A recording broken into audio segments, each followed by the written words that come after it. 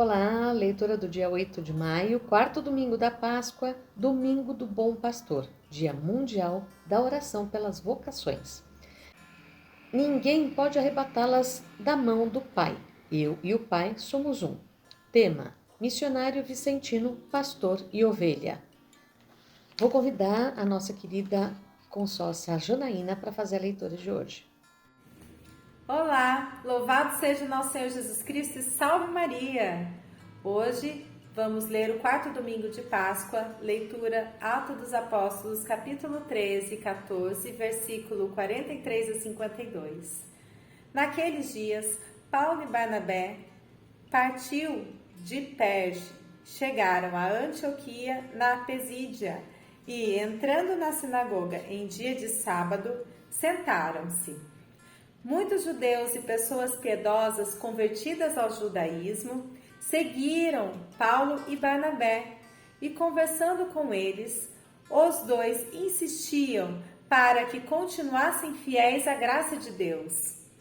No sábado seguinte, quase toda a cidade se reuniu para ouvir a palavra de Deus. E ao virem aquela multidão, os judeus ficaram cheios de inveja e, com blasfêmias, opunham-se ao que Paulo dizia. Então, com muita coragem, Paulo e Barnabé declararam: era preciso anunciar a palavra primeiro a vós. Mas, como a rejeitais e vos considerais indignos da vida eterna, sabei que vamos dirigir-nos aos pagãos. Porque esta é a ordem que o Senhor nos deu. Eu te coloquei como luz para as nações, para que leves a salvação até os confins da terra. Os pagãos ficaram muito contentes quando ouviram isso e glorificaram a palavra do Senhor. Todos os que eram destinados à vida eterna abraçaram a fé. E desse modo, a palavra do Senhor espalhava-se por toda a região. Mas os judeus instigavam as mulheres ricas e religiosas, assim como os homens influentes da cidade. Provocaram uma perseguição contra Paulo e Barnabé E expulsaram-nos de seu território. Então, os apóstolos sacudiram contra eles a poeira dos pés e foram para a cidade de Icônio. Os discípulos, porém, ficaram cheios de alegria e cheios do Espírito Santo. Leitura do livro do Apocalipse. Eu, João, vi uma multidão imensa de gente de todas as nações, tribos, povos e línguas, e que ninguém podia contar. Estavam de pé diante do trono e do Cordeiro. Trajavam vestes brancas e traziam palmas na mão. Então, um dos anciãos me disse: esses são os que vieram da grande tribulação.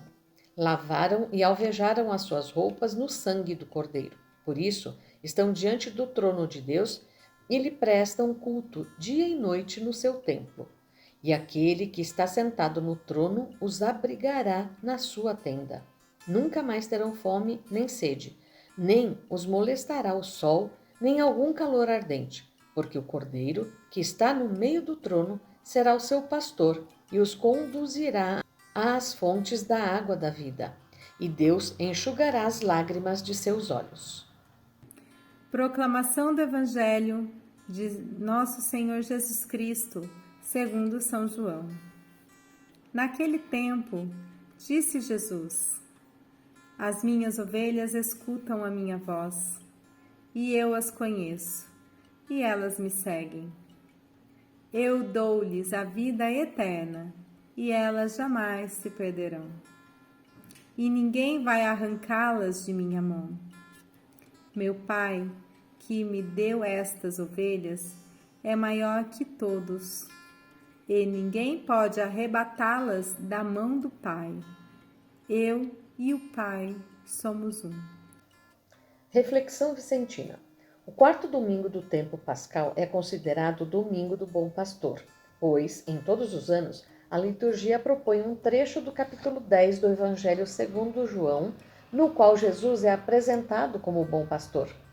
Para nós vicentinos, esse dia tem um sentido duplo, porque muitas vezes somos pastores e outros somos ovelhas. Assim, é necessário aprofundar o sentido dessa relação entre o pastor e as suas ovelhas. Em primeiro lugar, o pastor escolhe as suas ovelhas. Na primeira leitura, Paulo e Barnabé dizem claramente que os gentios foram escolhidos especialmente por Deus para serem evangelizados por eles. Que honra! Os judeus deveriam ser os primeiros a ser evangelizados, mas a maioria deles se negou a ser ovelhas dos apóstolos. Os pastores Paulo e Barnabé buscaram um outro rebanho. Como vicentinos, somos também escolhidos por Deus, porque é Ele que nos dá a graça da nossa vocação. Somos, portanto, suas ovelhas. Mas somos também chamados a ser pastores, como evangelizadores dos pobres. Nós escolhemos os pobres a quem vamos servir e acreditamos firmemente que é o Espírito Santo que os coloca nas nossas mãos e nas nossas conferências. Desta forma, é como se fôssemos pastores enviados pelo Pastor Supremo para o serviço às suas ovelhas preferidas. Esta é uma relação mística entre Deus, os pobres e nós. Jesus diz sobre sua função de pastor: Meu Pai, que me deu estas ovelhas, é maior que todos, e ninguém pode arrebatá-las da mão do Pai.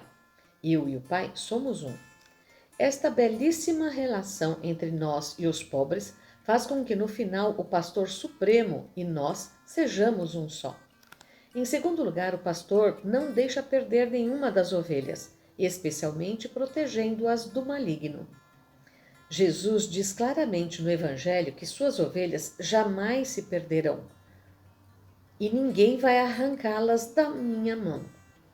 Se, como vicentinos, somos escolhidos por Deus para ser suas ovelhas e, como vimos, para ser também seus pastores, não devemos ter medo, porque Ele sempre vai nos proteger.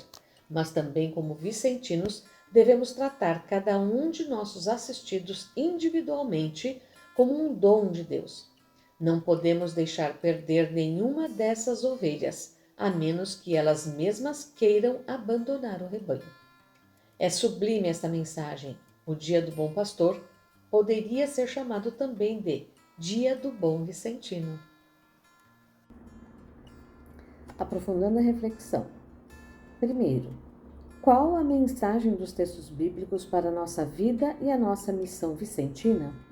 Segundo, aceitamos ser ovelhas de Deus de modo que sua palavra nos oriente e transforme? Terceiro, somos pastores fiéis àquelas pessoas a quem servimos? Conhecemos cada uma por seu nome, suas histórias, sofrimentos e vitórias? Helder, é contigo agora a nossa reflexão. Louvado seja nosso Senhor Jesus Cristo, para sempre seja louvado. Bem, para aprofundar a reflexão, eu escolhi a questão 2 para responder. A questão 2 diz assim: aceitamos ser ovelhas de Deus de modo que sua palavra nos oriente e nos transforme? Bem, já que é um momento de reflexão, trouxe alguns pontos que a gente vê no dia a dia, nas nossas conferências vicentinas, para que a gente possa pensar um pouquinho se a gente está fazendo certo, se a gente está seguindo o caminho certo, ou se a gente está seguindo no caminho do comodismo, no caminho do que é fácil. Então vamos lá. Primeiro ponto, julgamos os assistidos, rapidamente desistimos deles. Eu particularmente tenho um caso muito grave nesse sentido, né? Que um confrade julgou um assistido que aparentemente estava numa certa condição de vida, mas não estava, ele estava numa condição de vida muito pior. Então depois disso, isso já faz alguns anos que aconteceu isso, depois disso eu saquei que ele desistiu muito rápido daquele assistido, eu fui atrás e realmente eu senti que ali era um ponto para se trabalhar muito. Eu fiquei muito tempo com aquele assistido para conseguir levantar aquela família de novo. Então esse é um ponto. Segundo ponto, não conhecemos a vida dos assistidos, suas preocupações, angústias, medos, alegrias, planos, crenças, desejos, aspirações. Você conhece? Você tem aquele seu assistido que você é amigo de fato? Você conhece o que ele está passando? Ele liga para você, você liga para ele. Você sai com ele para conversar.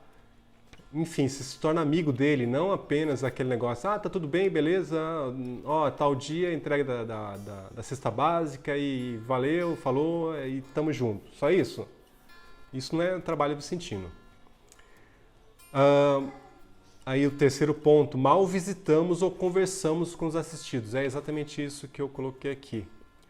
Aí vem os motivos mais fundos para a gente, particularmente, né? Nossa vida de oração é muito fraca, né? A gente peca muito nisso, né? Cadê o texto diário? E por aí vai. O outro ponto, para qualquer trabalho é preciso aprender antes o ofício, além de ter que renovar o conhecimento com frequência. Para qualquer trabalho é assim, por que o nosso seria diferente? Porém, a nossa catequese é fraca, a gente foge de qualquer formação da ECAFO. Como que é possível transformar a vida de outra família se não buscamos aprender como que faz isso? A gente não tem bola de cristal, a gente não vai adivinhar como que a gente transforma a vida daquela família. Não, a gente tem que aprender com aqueles que vieram antes, tiveram todo o esforço de transformar todo aquele conhecimento, na medida do possível, em informação, principalmente o pessoal da ECAFO. E a gente joga aquilo, coisa chata, eu já fiz aquela formação 200 mil vezes, não vou fazer 200.001 vezes aquela formação. E a gente vai jogando no ralo aquela preciosidade que de fato precisa para transformar aquela família assistida. Outro ponto, o crescimento espiritual é doloroso, não adianta, é doloroso. O mundo oferece muitos e muitos caminhos fáceis, mas que sempre nos levam para a morte espiritual. Isso é fato. Todo mundo que já é mais velho, tem mais experiência, tem filhos, é casado principalmente, já sabe disso. A gente procura o mais fácil, mas não tem o mais fácil. A gente tem que enfrentar aquele caminho doloroso. E por último ponto aqui, se queremos acolher a palavra de Deus para nos orientar e transformar, que é a pergunta da reflexão, temos que nos entregar de corpo e alma para Jesus. Não adianta você ficar em cima do muro. Você lembra do Apocalipse, né? Aquele que fica em cima do muro, aquele que é morno, o Senhor vai vomitá-lo. Ou seja, quando você chegar perto dele e falar, nós falamos do Senhor, rezamos, é isso. E Jesus vai dizer assim, simplesmente, sai daqui de perto porque eu não vos conheço. Isso é sério. Temos que rezar diariamente como fazia São José Maria Escrivá. Senhor, torna-me santo, nem que seja na base da paulada. É difícil isso, mas é o único caminho que a gente tem que escolher. Não adianta. Então eu deixo essa reflexão e aí cada um vê na sua conferência como é que está o seu trabalho e assim a gente vai crescendo e aceitando a palavra para realmente nos transformar e transformar a vida do assistido. Um abraço, louvado seja nosso Jesus Cristo.